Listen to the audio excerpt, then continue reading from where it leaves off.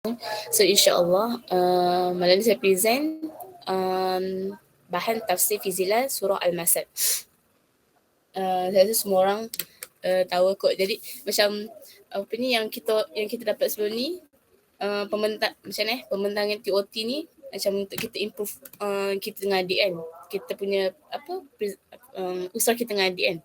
Jadi insyaAllah tafsir fizilah surah Al-Masad yang berada dalam juz 30 mempunyai 5 ayat. Ada siapa nak bacakan ke saya proceed je? Nak bacakan tak? Sebab saya tak boleh mengaji. Boleh Kak Wani?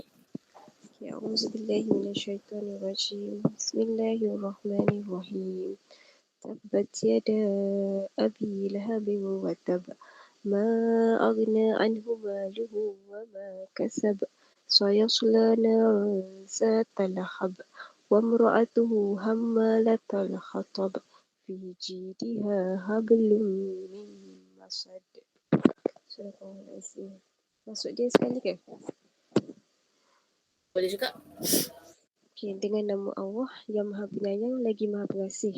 Binasalah dua tangan Abu Lahab dan sesungguhnya ia tetap binasa. Ia tidak dapat ditolong hartanya dan segala usahanya. Ia akan merasa api neraka yang mempunyai pucuk api yang marak menyala. Dan juga isterinya pembawa kayu api. Di lehernya terikat tali dari sabuk yang terpintal kukuh.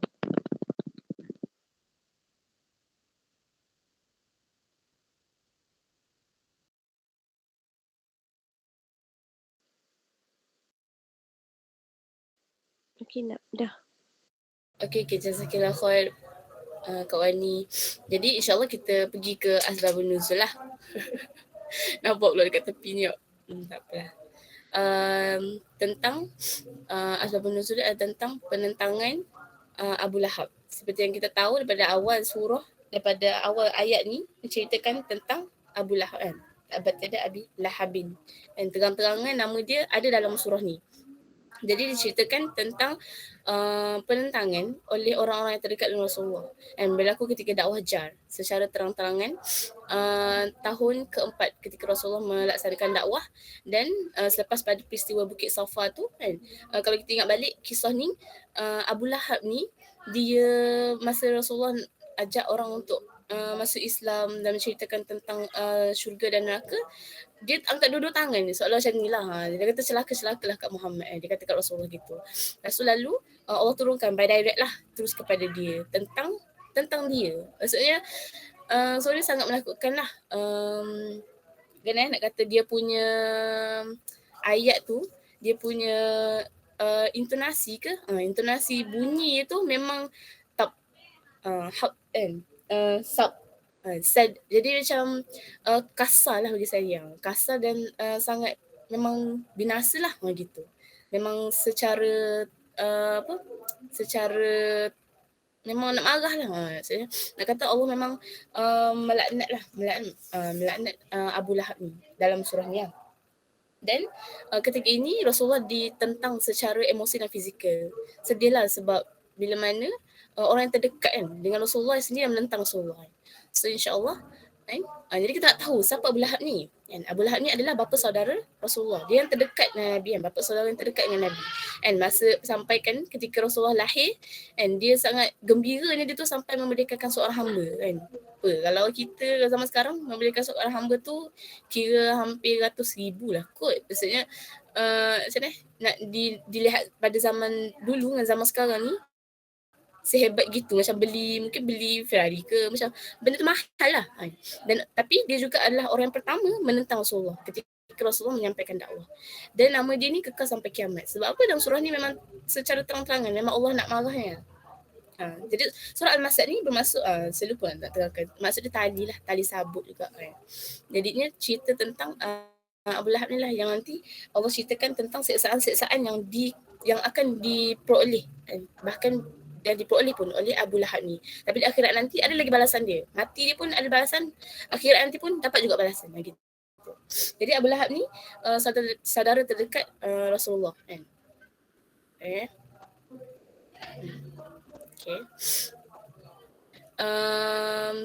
dia kira rapatnya Abu Lahab ni sampaikan 2 orang anak lelaki dia, Utbah dan Utaibah, menikahi anak Rasulullah iaitu Ummi Kalsum dan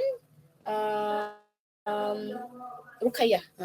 Tapi bila mana Rasulullah menyampaikan dakwah, badai dia suruh anak dia ceraikan anak-anak Rasulullah. Jadi nak suruh Rasulullah dapat malulah. Okey. Ni kisah tentang Abu Lahab lah.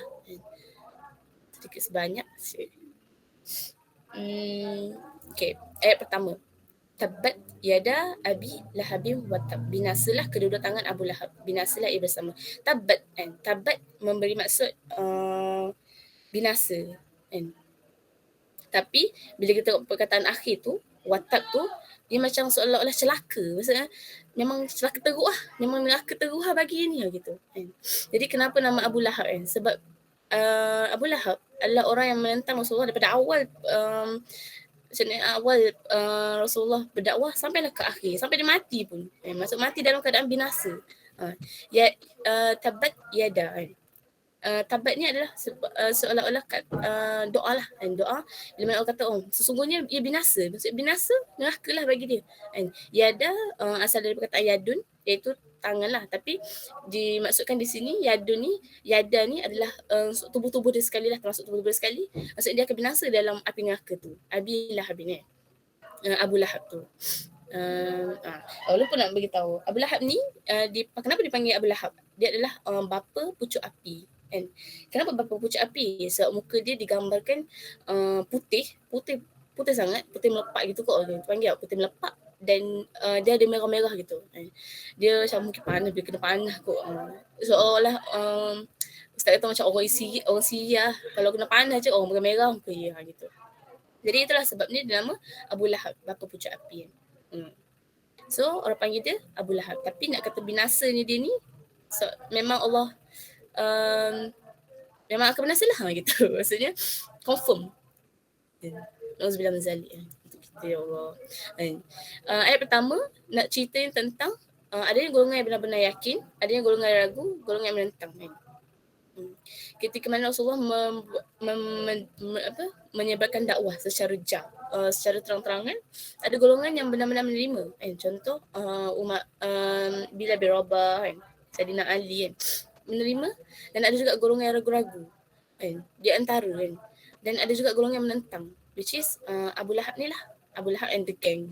Tapi surah ni sangat fokuskan kisah tentang Abu Lahab tu sendiri. Tentulah kan ayat dia pun dalam dia. Jadi ayat kedua, ma aghna anhu maluhu wa makasab. Hartanya dan segala yang diusahakannya tidak dapat menolongnya.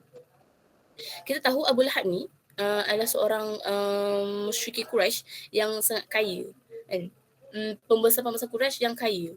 Tapi nak diceritakan, Allah nak kata ayat ni menceritakan harta yang diusahakan tak akan dapat menolongnya kan. Seolah-olah kita kan ada kereta besar ke, rumah besar ke,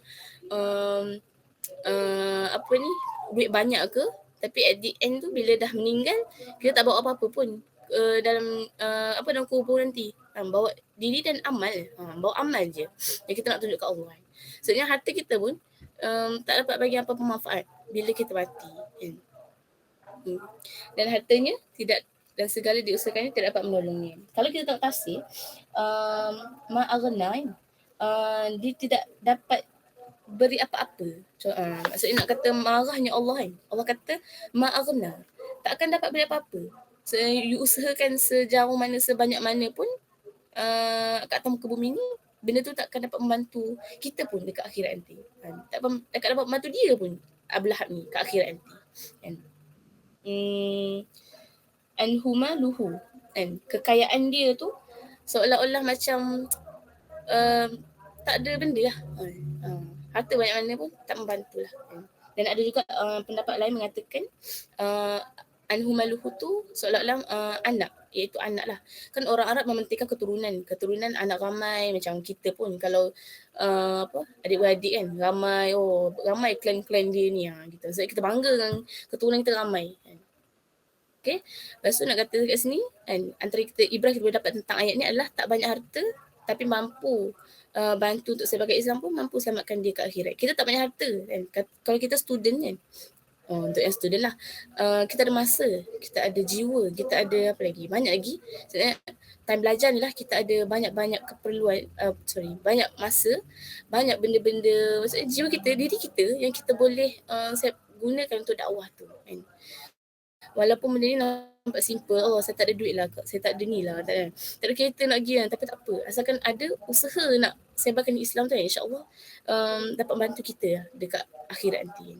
Dan segala usaha, harta kita kan, harta Abu Lahab ni, dia takkan mampu untuk lawan Islam tu. Usaha hebat mana dia usahakan untuk menentang Rasulullah, sejak hari pertama Rasulullah menyebarkan dakwah, sampailah ke akhirnya dia mati dengan keadaan yang sangat ngeri, dia tak akan dapat bantu pun untuk lawan Islam sebab Allah ada. Islam tak akan menang. Jadi tak perlu takutlah, berbuat je lah. Okay, insyaAllah. Dan ayat kedua. Jadi ayat ketiga, saya su'la naron zatal hab. Saya su'la kan. Saya su'la ni kalau dia tengok tafsir kat sini, dia akan merasa api neraka yang mempunyai pucuk api yang marak menyala lah. Saya su'la seolah-olah disela. Faham tak? Macam di api tu kita cocok-cocok kat api tu. Kita cocok tangan kita kat api tu. Gitulah disela. Dia bukan disalai. Salai tu segitu tak. Tapi dia disela. Maksudnya kerap lah, dengan sangat kerap. Dan confirm lah, hancur lah kan bila kena api semua. Saya naron zatal hab. Ia akan menderita kebakaran api neraka yang marak menjulang kan. Zatal lahab kan. Lahab tu kan, ayat akhir kita tengok ayat 3 tu, nak katanya api ni memang api yang marak menjulang-julang lah. Api yang marak menjulang-julang. Memang kalau kita kalau nak ceritakan tentang neraka ni memang sangat ngeri lah.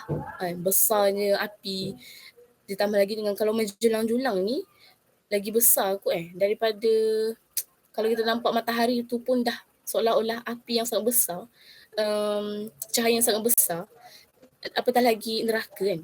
Jadi saya naron zatal lahab ni adalah balasan yang akan didapat, yang akan Abu Lahab ni dapat dia dekat akhirat nanti. Sesuai dengan karakter neraka api, which is dia akan menderita dengan api yang jalan-jalan tu lah kan. Memang Allah turunkan surah ni adalah untuk menghina Abu Lahab ni, samping menggembirakan Rasulullah ni. Katanya kita kan nanti saya akan teruskan sikit lagi Okay, so ayat keempat wa mar'atuhu hammalatal hatab, dan juga isterinya seorang perempuan pemunggah kayu api. Wa mar'atuhu hammalatal hatab kan. Peranan perempuan membawa kayu api. Dia tahu Jamil ataupun nama sebenarnya adalah Arwa binti Harb ibni Umayyah kan. Dia saudara perempuan kepada Abu Sufyan, orang yang menentang Rasulullah juga. Dan perempuan ni, Jamil ni memang orang yang selalu bawa memang solok sokmo letak kayu api tu depan rumah Rasulullah. Boleh katakan setiap kali Rasulullah nak keluar mesti dia letak kayu api depan rumah ni. Dan dia suka bawa cerita-cerita yang akan mengapi-apikan orang. Hammalatal hatab ni kan, perempuan pemunggah kayu api, bukanlah dia kata macam mana dia kata dia akan pemunggah kayu api tu. Memanglah secara nyatanya memang kita nampak dia pemunggah kayu api kan, dia bawa kayu api letak depan rumah Rasulullah kan. Tapi di akhirat nanti kan, maksudnya Allah beri gambaran sebab dia ni adalah perempuan yang suka mengapi-apikan orang. So dia kan, kalau kita tahu kan Abu Lahab ni kan, setiap kali Rasulullah nak pergi dakwah, dia akan duduk belakang Rasulullah. So dia akan cakap perkara yang Rasulullah sampaikan tak benar. So Rasulullah kata gini, dia kata gini, bala gini kan. Jadi bila orang tengok Muhammad sampaikan Islam ni, tapi Pok Cik ye kot tu belakang tu Pok saudara ye kot. Maksudnya orang dah hilang keyakinan sebab orang terdekat kita sendiri yang macam dah condemn kita macam itu contohnya. Jadi Jamil kan, dia suka bagi orang mengapi-apikan orang. Lebih kurang je lah, maksudnya dia dengan perangainya suami dia, Abu Lahab tu kan. Dan bukan betul-betul kerja sebagai pembakar kayu bakar lah, tapi analoginya ibarat gitulah dia akan dibakar dekat neraka nanti. Dan seorang perempuan pemunggah kayu api. Okay. Jadi ayat 5, fi jidha hablum min masad, di lehernya sejenis tali dari tali-tali yang dipintal. Tali dipintal tu adalah tali untuk ikat kayu api. Bila ikat kat leher, nanti api tu menyambar, lehernya tergantung. Tali sabut kan, kalau kita tengok tali buat ikat kayu api ni, yang saya faham macam orang dulu dia guna tali sabut nyor tu sabut kelapa tu, kelapa kering tu, dia macam kalau kita cabut kan, saya rasa dia berjaya tali lah, dari pintal kan, dan dia sangat mudah terbakar. Bila mana kita letak kat api kan dia mudah terbakar kan. Jadi katanya semudah itulah api-api tu akan dibakar. Tali atau pintal lah mana-mana kan. Mudah untuk api, memang khas untuk api sambal dan bakar lah lehernya tu. Itu gambaran siksaan yang itu maksudnya memang Allah dah letak. Ini adalah kecaman Allah terhadap perbuatan Abu Lahab dan isterinya Ummu Jamil. Nama dia kalau kita panggil Ummu Jamil, oh Jamil cantik, tapi hakikatnya perangainya Masya Allah kan. Lagi ya teruklah. Abu Lahab pun even mempunyai wajah yang putih-putih melepak semua, tapi end up dia neraka. Maksudnya kat neraka ni Allah tak pandang rupa gitu. So tema surah ni tema surah ni ceritakan tentang bila kita declare Islam ni, kita akan hadapi masalah. Saya rasa semua orang melalui lah. Dan kalau untuk adik-adik, mungkin kita kata kalau nak berubah jadi baik ni susah. Banyak halangan. Kawan datang ajak pergi wayang ke, duduk saja, boleh tengok handphone, Instagram, scroll lama-lama, tanpa sedar dah habiskan masa kan. Lupa lambatkan solat kan. Ataupun bila nak berubah jadi baik je, assignment melambat, cuba fokus assignment je kan. Tak payah kawan-kawan orang lain, tak payah keluar, tak payah mencari benda-benda kebaikan kan. Duduk dalam bilik je, belajar 4 jam macam contoh. So macam bila kita nak kebaikan ni, tentulah banyak je lah halangan-halangannya. Dan walaupun kita dah dapat kebaikan tu, tak semua orang boleh istiqamah dengan kebaikan tersebut. So hakikat Islam ni tak boleh tentang siapapun. Abu Lahab menentang banyak mana sekalipun. Isterinya Ummu Jamil kan, hari-hari duduk kutuk Rasulullah, hari-hari duduk letak depan rumah Rasulullah, letak kayu duri depan rumah Rasulullah. Tapi Allah ada, faham tak? Saya kata kejahatan orang kafir buat pada orang Islam ni, pasti Allah akan balas kan. So balasan terhadap musuh-musuh Islam kan. Contohnya kita tengok Yahudi kan, Zionis kan. Tak apalah, maksudnya kita tak mampu lagi untuk balas kat mereka, tapi Allah pasti akan melaksanakan janjinya. Maksudnya pada akhirnya kita letakkan bergantungan pada Allah, Allah akan settlekan dia orang. Kita buat je kerja kita.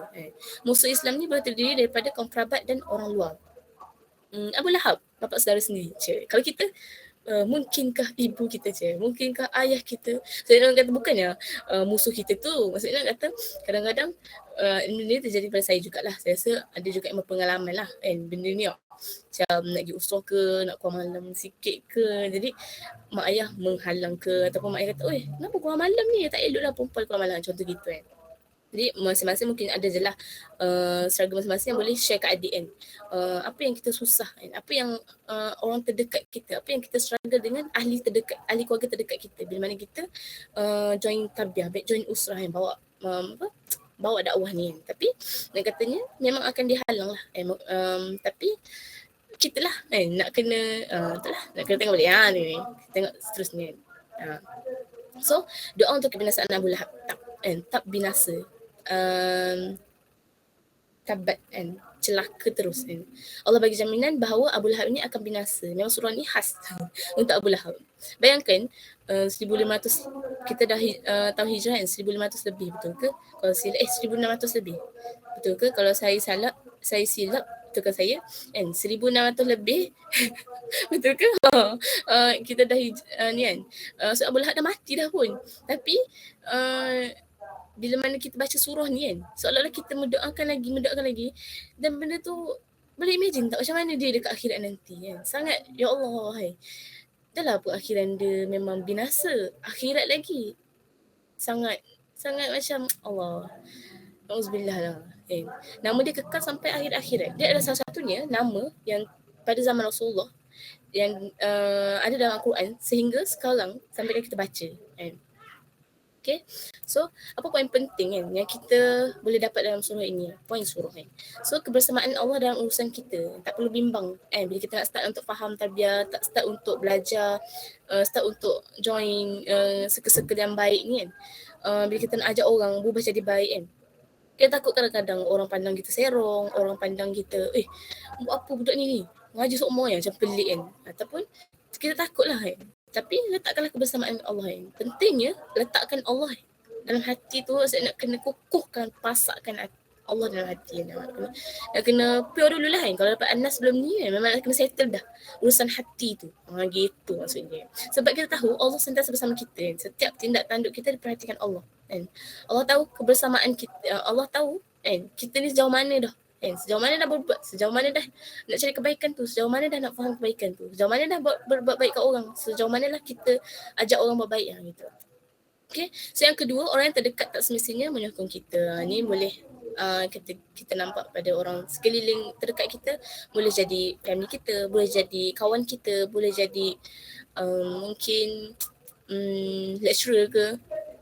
Tapi itulah. Saya nak kata kan, bila mana kita nak berubah, kadang-kadang ada je orang yang tak suka, ada orang tak sokong kan. Tapi jangan terleka, betul ke, terlalai yang gitu, terikut-ikut. Kalau orang tak nak kita berubah, tak apalah. Kita cuba untuk ubah diri sendiri juga. Sebenarnya jangan tenggelam gitu. Tenggelam dalam emosi yang tak nak berubah tu. Emosi yang malu nak berubah. Jangan. Boleh keluar, jangan risau.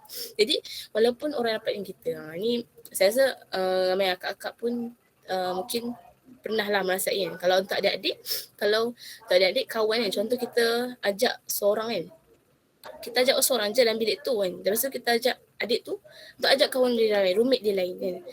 Ajak je kan. Kadang-kadang ada jugalah yang saya perasan kalau adik usaha saya pun, maksudnya ada je yang macam dia ajak je roommate dia, tapi sangat nampak lah kat situ roommate dia sangat menolak macam gitu. Maksudnya roommate dia sangat tak nak join lah. Maksudnya, tapi tak apalah. Maksudnya kita dah pujuk adik, maksudnya kita dah ajak adik tu untuk ajak juga orang lain kan. Mungkin dia tak dapat bermula dengan terus ajak orang out of nowhere, tapi dia start dengan roommate dia, start dengan cosmate dia kan. So perlunya bergantung kepada Allah, tak perlu sedih, tak perlu kecewa, sebab yakin Allah akan beri pertolongan. Rasulullah tak pernah kecewa kan dalam berdoa pada Allah kan. Dalam dakwah beliau kan, dalam dakwah baginda, Rasulullah tak pernah maksudnya sedih tu ada, tapi tak biar larut lah dalam kesedihan tu kan. Selalu bergantung pada Allah kan. Dan penting lah juga kan untuk kita jaga juga kan. Walaupun contoh kan, kalau ada yang struggle dengan family, mungkin boleh untuk try, kalau kita panggil, try untuk beli jiwa family kan. Contoh beli jiwa mak kan. Kalau mak macam susah nak bagi, cubalah pujuk mak. Ataupun tunjukkan kedua yang baik, cubalah kan. Belanja mak ke, bagi something, hadiah ke kan.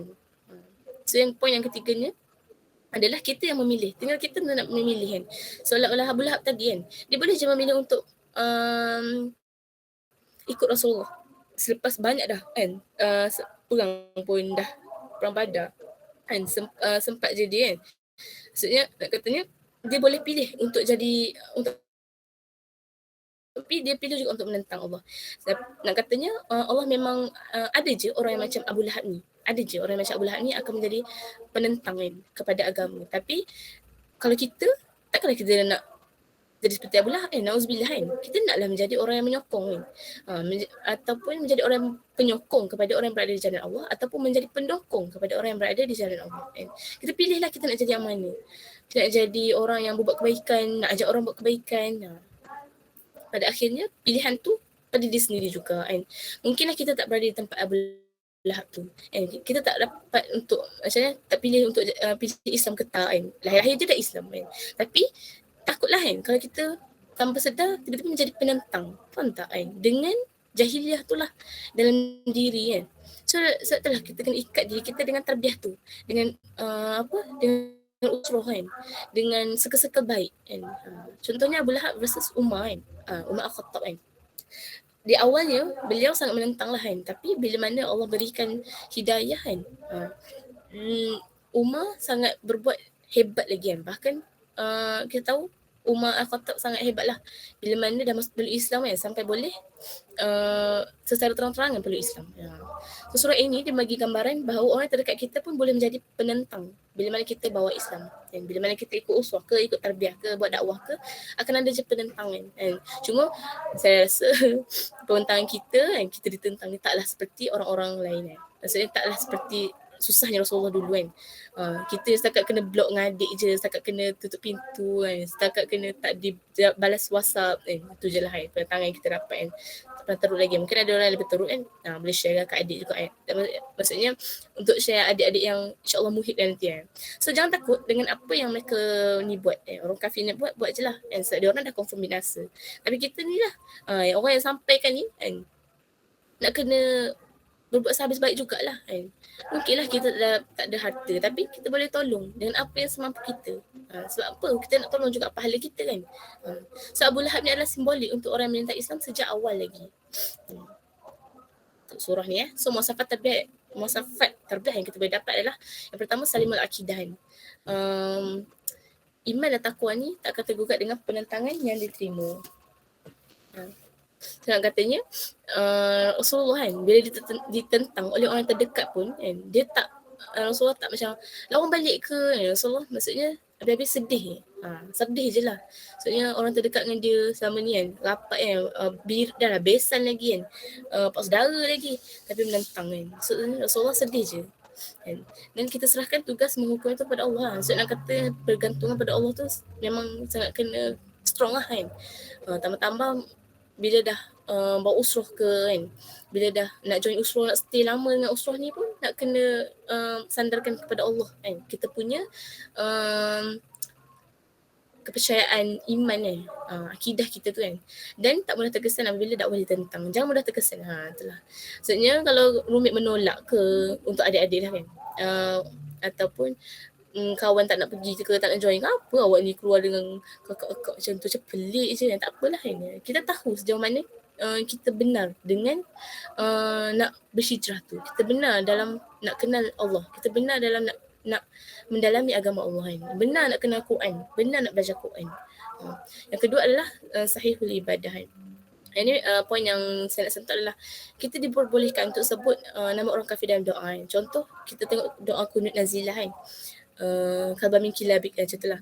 Saya ingat saya poin yang nak katanya kan, kalau ada ustaz-ustaz juga kan, kalau dibacakan doa, ada doa yang khas untuk Yahudi kan, untuk Amerika, untuk orang-orang kafir ni, kita boleh bacakan doa untuk itulah untuk mereka ni. So doa untuk kebinasaan mereka macam tu. Okay.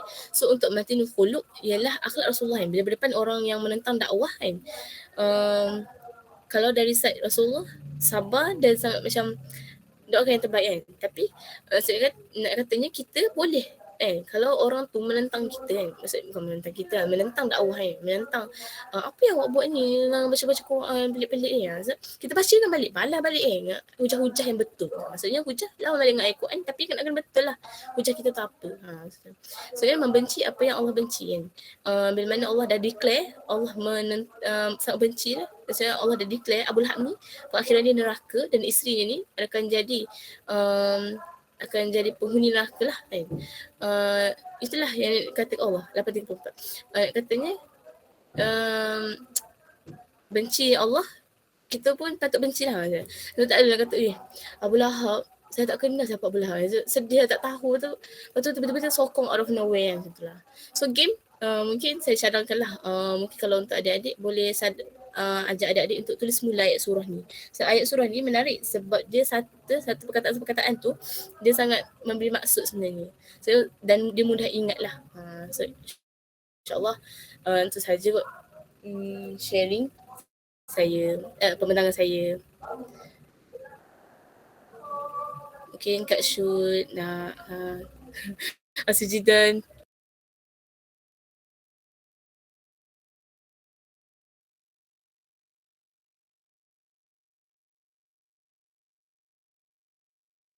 Okey, apa ni, nak boleh buka balik slide tak? Maksudnya sambil-sambil tengok slide. Okay, bismillahirrahmanirrahim.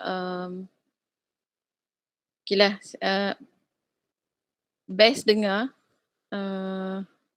nak present surat Al-Masad, dan gambar-gambar mungkin akan komen ke, tak tahu dah dipanggil apa.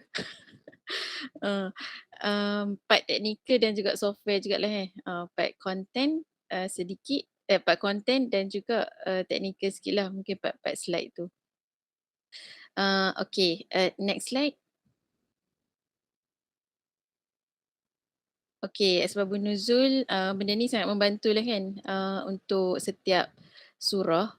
Tapi kena baca lah, memang kena tengok sumber yang betul. Takut kadang-kadang kita tercerita benda yang salah ataupun kita sendiri yang menokok tambah kepada asbabun nuzul jadi check pada sumber yang betul lah kalau bila cerita asbabun nuzul ni.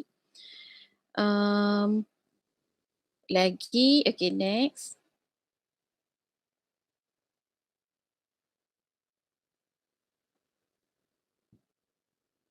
Okay, kalau cakap pasal ni,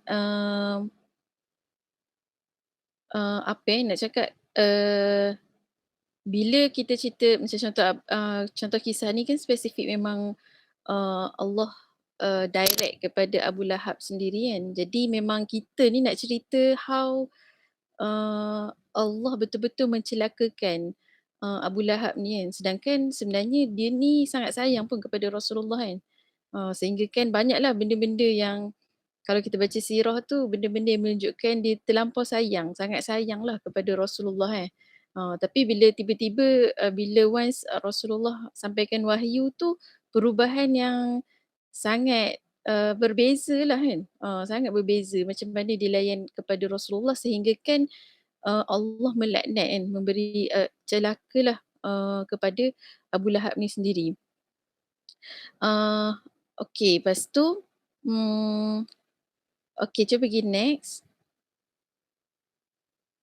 Okay, sebelum kita masuk ayat ni dalam ayat macam ni bila kita cerita pasal ayat ni best juga sebenarnya bila kita keluarkan bahasa Arab tu kan kiranya maksud bahasa Arab yang akan memberi kesan bila adik dengar. Contohnya kalau dalam ni benda yang paling best tu tabat tu lah kan. Bila mana diulang tabba tu diulang 2 kali tu kenapa diulang 2 kali tu sebab memang Allah nak cakap betul-betul binasa kan sampai kan diulang 2 kali kan pada ayat perkataan pertama dengan perkataan terakhir kan. So benda ni somehow kalau ni bila kita cerita memang dia akan sangat membantulah nak tunjukkan betapa Allah sangat marah kepada apa yang telah Abu Lahab ni buat kan. Okey, lepas tu dan lagi satu ini part teknikal sikit. Saya rasa macam kalau nak buat bahasa Arab kan macam contoh tadi tabat tu dengan yada tu mungkin boleh bulatkan lepas tu tarik lepas tu tunjuk. Okey ni maksud dia apa. Macam yada tadi tangan tu kan bulat tarik sikit. Dia lagi ni lah membantu sikit lah kan. Okey, lepas tu lagi next. Okey, kalau yang ni golongan yang benar 3 golongan ni kita nak relate kepada Abu Lahab tu sendirilah kan. Nak tunjukkan yang akan ada je tiga jenis golongan ni kan bila mana kita start untuk sampaikan kebenaran, kita berada dengan jalan kebenaran ni akan ada 3 golongan ni. Kan? So nak tunjuklah yang Abu Lahab tu golongan yang menentang. So kita nak tunjuk yang kita ni nak jadi orang yang benar-benar yakin lah kan. Okay, pergi next.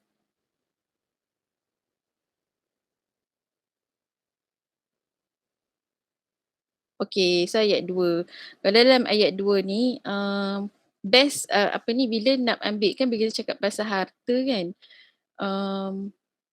untuk kita dekatkan dengan adik kan bila kita cerita adik of course lah mostly tengah study lagi lah kan mostly lah kalau lain lah kalau usrah dengan career woman dia lain sikit kan perhalaan dia tapi bila dengan adik okey juga bila nak cakap okay, kita tak banyak harta kan maksudnya ialah bila study ni mungkin tak banyak harta kan tapi walaupun tak banyak harta benda tu pun tidak menghalanglah kita daripada menyebarkan Islam tapi mungkin boleh saya rasa lah boleh tambah lagi satu point iaitu ni mindset yang bagus jugalah sebenarnya iaitu tak salah pun untuk ada harta yang banyak. Faham ke? Maksud takut dia rasa macam tak payahlah ada harta yang banyak kan nanti buat kita ni rugi je kan dunia akhirat. Tak. Tapi Islam mengajar kita walaupun ada banyak harta kan, usahalah sungguh-sungguh kan, usaha sungguh-sungguh kan. Harta nak jadi pekerja cemerlang, nak ada gaji yang besar, silakan kan. Tapi benda yang pastikan harta ataupun kita cakap terus ni kan, sebagai alat tu membantu kita untuk sebarkan Islam dan membantu kepada tarbiyah dan dakwah kita.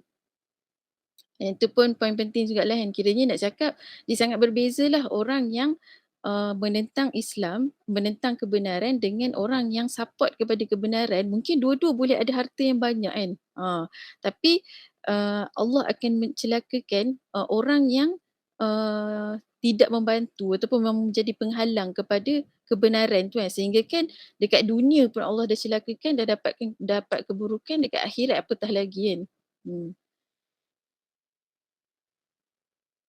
Okey, lepas tu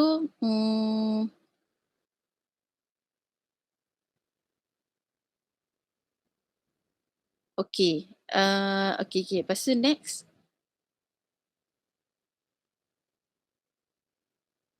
Tengok ayat 3.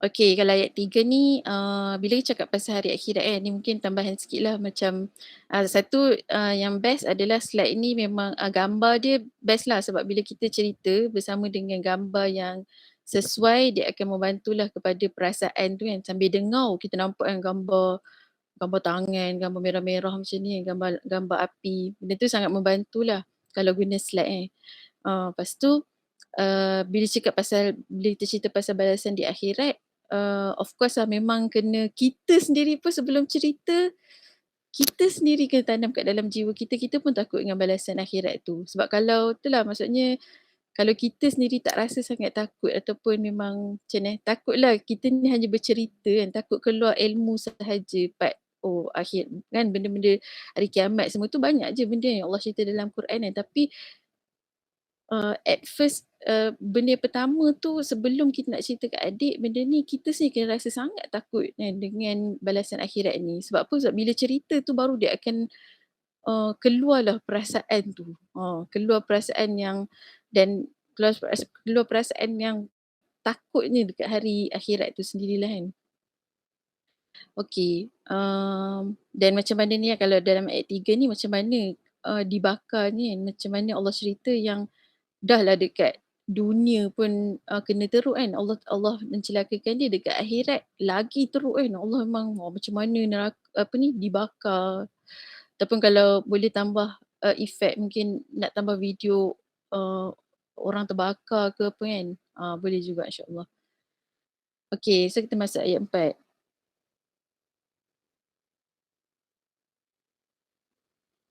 Okey. So kalau dalam ayat 4 ni okey, bukan betul-betul okey. So adalah kalau part analogi kan, ni kena terangkan jugalah kan, macam takut salah faham juga. Peranan bila cakap apa pemunggah kayu api semua tu kan, sebenarnya dia ni lah suka ni kan, suka memporak-perandakan, pergi sampaikan benda yang tak betul kan, pasal Rasulullah sendiri kan. Jadi sebabkan benda tu memang kedua-duanya kan, sampaikan dalam satu surah, Abu Lahab pun Allah celakakan, dengan isteri dia pun Allah celakakan kan. Betapa nak cakap teruknya lah kesan kepada orang yang menentang kepada kebenaran tu kan. Okey, lepas tu masuk next. Okey, ni pasal ni kan. Di leher ni sejenis tali dari tali-tali yang dipintal, tali untuk ikat kayu api. Okey, ayat 5, next. Okey, bila kita masuk tema surah, tema surah ni tadi kan ada lagi satu slide awak tulis pasal surah ini. Cuba pergi next. Agak macam surah ini dia macam sama dah dengan tema. Jadi macam tertanya-tanyalah, maksudnya macam macam ni. Maksudnya apa beza nak cerita pasal surah ini dengan tema tadi, sebab takut dia mengulangi explanation. Kiranya macam tadi sebenarnya dekat tema tu dah cukup dah. Maksudnya keluar je poin-poin ni. Lepas tu bila Macam ulang balik kan. jadi ulang balik juga dekat sini. So kalau nak letak kat tema je semua pun okey je. So kat tema ni Habis tak buka yang dekat tema tadi tu? Okey, so kan dalam dekat tema ni satu part lah yang lagi satu slide. Yang first yang lagi satu lagi. Yang dekat slide tulis tema ini tu. Sebelum kot, bukan selepas. Depan lagi.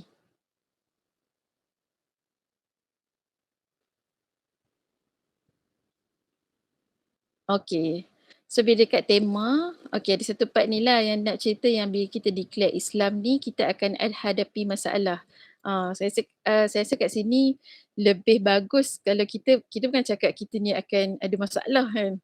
So dia macam negatif sikit lah kan. Tapi mungkin boleh cakap yang kita akan ada cabaran-cabaran untuk kita mujahadahkan. So dia kan lebih bersemangat sikit kan. Maksudnya dia tak adalah macam takut tak nak join benda-benda baik ni, takut tak nak ni sangat kan sebab takut ada masalah kan. Orang kan tak suka masalah kan. Maksudnya kalau secara naturally manusia ni dia tak suka benda susah kan. Jadi kita kena positifkan benda susah. So bila kita declare Islam, mungkin boleh cara explain tu memang akan ada cabarannya.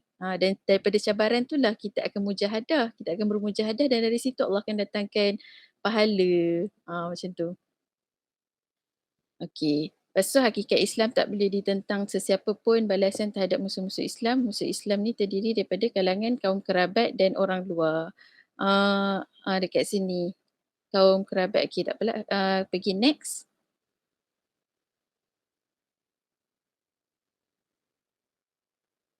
Okay, kalau kat sini pun sama. Saya rasa dia macam ulang juga sebab tadi waktu ayat first dah cerita dah pasal tabat ni kan. Jadi boleh je blend in je terus. Maksudnya explain benda ni terus je dalam ayat 1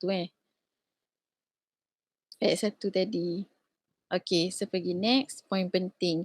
So kat sini satu nak boleh jadi point penting ataupun mungkin kalau nak bagi macam ni nak bagi adik ni mungkin perkataan yang boleh pakai terus ambil ni lah perkataan ibrah ke pengajaran ke. So dia tahu yang okay next ni benda ni adalah benda yang kita akan boleh ambil pengajaran lah. Okay, so pergi next. Okay, so ni point yang sangat-sangat penting lah kan daripada surah Al-Masad ni sendiri kan. Kita nampaklah kiranya Allah tunjukkan bila berada dalam kebenaran, bila start nak join benda-benda baik kan, nak tegakkan kebenaran, akan ada je cabaran-cabaran. Tapi benda yang paling besar daripada cabaran tu adalah Allah bersama dengan kita. Benda tu memang sangat best lah kalau dapat cerita dan bagi perasaan yang sangat best kepada adik-adik kan. Sebab mungkin kita tak tahu lagi kan waktu kita cerita tu dia ni dah ada struggle atau belum dengan kawan-kawan ke, dengan family ke, tapi tak apalah instilkan terus yang memang akan ada je cabaran. Tapi benda yang paling best tu adalah Allah akan sentiasa bersama dengan kita. Sebab tu turun surah ni yang mana pakcik yang Rasulullah paling sayang tu tiba-tiba jadi orang yang paling nak menentang Rasulullah. Mesti Rasulullah sedih. Tapi Allah datang kan. Allah datang untuk nak beritahu kat Rasulullah Allah bersama dengan Rasulullah. Tak kisahlah siapa yang keji, yang hina kau kan. Tak kisahlah kau ni pakcik tak sayang ke apa, tapi Allah bersama. Benda tu paling penting. Benda tu paling best dalam kehidupan kita bila mana Allah bersama dengan kita.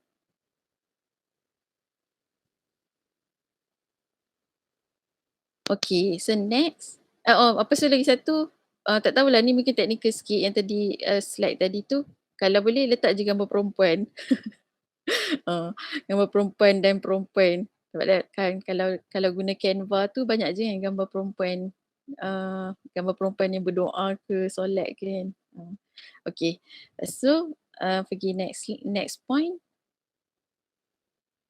Okay, so yang ni pun point yang sangat besar jugalah kan. Dan lagi satu dekat sini, best lah bila nak masukkan solution. And memang kita nak bagi kat dia point yang orang terdekat kita mungkin akan jadi penghalang kan. Mungkin akan jadi penghalang lah bila kita nak berubah. Tapi kita nak tunjukkan dekat dia juga ada solution. Contohnya tadi nak cakap, kalau dengan family kita macam mana, kalau family susah nak menerima, mungkin boleh belikan hadiah ataupun mungkin boleh bagi step-step dia. Contoh macam apa kata awak cerita sikit-sikit. Apa kata awak share dulu gambar akhwat. Faham ke? Ataupun apa kata awak panggillah kak datang rumah. Macam tu. So kita bagi solution dekat dia. So dia nampaklah mudah. Maksudnya ada solution kepada bila ada penghalang ataupun cabaran kan. Bila dia melalui jalan tarbiyah ni lah. Ataupun kalau kawan tu mungkin boleh awak pergi ambil wuduk dulu waktu azan, lepas awak bentang sejadah, awak try ajak dia. Kalau dia tak nak, tak apalah, nanti ajak lain, ajak lagi sekali. Macam tu. So kita tunjukkan dia cara-cara nak menghadapi lah. Okay. Lepas tu, next point ketiga. Okay, kita yang memilih. So point ni pun point yang best jugalah untuk bagi perasaan kan. Kita nak jadi hebat tu, kita memilih apa? Memilih untuk jadi hebat pada mata Allah. Last sebenarnya kita join jalan tarbiyah ni, kita join usrah, kita start untuk jaga Quran kita, jaga ibadah sunat kita. Semua tu sebenarnya adalah untuk kita ni jadi hebat pada Allah. Kan? Kita nak Allah redha kat kita nak Allah sayang kat kita nak Allah mudahkan urusan kita. So sebenarnya kita yang pilih untuk jadi siapa pada Allah. So you choose kita lah yang memilih. Dan best lah kan point ni last sekali nak halakan terus kepada jalan tarbiyah tu sendiri kan. Benda apa yang akan support kita untuk dapat menjadi seseorang tu adalah jalan tarbiyah tu kan. Kiranya dengan jalan tarbiyah ni lah kita akan ada satu circle, satu environment yang akan bantu kita untuk jadi orang yang terus menyokong agama Allah terus berusaha, terus menyokong. So dia sangat memerlukan one good circle circle yang solehah untuk bantu kita. Ni sangat best lah untuk bantu dia terus yakin dengan usrah dia semua. Okay, lepas tu ada tak? Okay, ni tak apa. Okay, kalau Salimah Akidah ni pun okay je insyaAllah rasanya. Best je keluarkan macam ni. So dia pun macam akan terbiasa juga. So dia pun sendiri akan terbiasa dengan muhasafat tarbiyah ni. Kalau tak nak bagi jadi satu slide macam ni pun boleh je terus blend in je waktu kita cerita ayat tadi tu kan. Ayat tadi tu terus masukkan je. Pasal Salimah Akidah, Sahihul Ibadah ni dengan Matinul Qulub ni. Okay, so kalau game ni macam mana? Mungkin kalau nak lebih menarik, kalau ada word wall, tahu tak word wall? Word wall kan ada banyak game-game macam matching sikit. So walaupun macam contoh ni nampak simple je kan, tulis semula ayat ayat dalam surah Al-Masad ni. Tapi nak bagi jadi lagi menarik ni kalau online lah. Mungkin boleh guna word wall tu sebab dia boleh match. Contohnya, okay, tabat maksud apa? Kena match kan. Macam tu. Macam tu lah kalau berdarat. Okay, kalau berdarat mungkin boleh awak sendiri tulis atas kertas. So main macam puzzle-puzzle sikit. boleh insyaAllah. Okay, so insyaAllah macam tu lah kiranya kita memang cerita main source kita ni memang should be ni lah kan, tafsir Zilal, tapi untuk mengukuhkan lagi contoh macam macam tadi kan asbabun nuzul dia, macam mana cerita sebenar dia tu semua memang kena ada source, sumber tambahan. So boleh check lah macam contoh ada tafsir tafsir Hamka kan, tafsir Hamka, pasal ada tafsir nama ni? Tafsir Jalalain, dia ada banyak lah jenis-jenis tafsir juga kan. So boleh check sebab sebenarnya kalau perasan among tafsir-tafsir ni tafsir Zilal lah yang akan ada explanation yang paling panjang. Contoh kalau kita tengok tafsir lain dia pendek-pendek je tapi dia sangat membantu juga kepada kita punya kefahaman. Okay, wallahualam insyaAllah. Okay, Jazakallah khair Kak boleh. Syuhada. Ada yang nak tambah ke? Ada kakak lain nak tambah atau ketiba yang lain?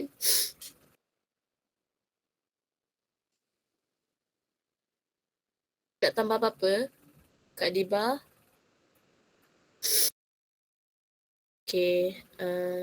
Okay, insyaAllah kalau tak ada apa-apa pertambahan dan sebagainya, kita tutup majlis dengan tasbih kafarah dan suratul As. Subhanakallahumma wa bihamdika asyhadu an la ilaha illa anta astaghfiruka wa atubu ilaik.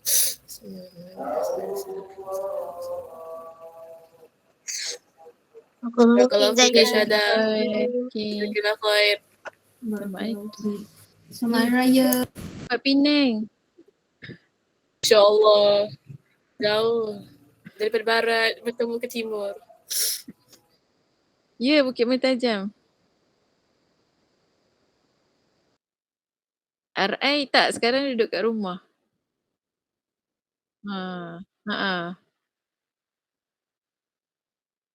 Belum. Okey, jumpa lagi insyaAllah. Di hujung-hujung tak arif. Itulah awal tak taruh pun. Asyidan. Semoga bertemu lagi Kak Syahada. Okay, InsyaAllah next. Assalamualaikum. Okay, Waalaikumsalam. Selamat Raya. Selamat Raya Ma'azabatin semua. Boleh. Segala hal. Nak nombor nanti balik PM saya ya. Nanti saya bagi. Okay, nak apa-apa Roger. Kena call semua. Okay, bye.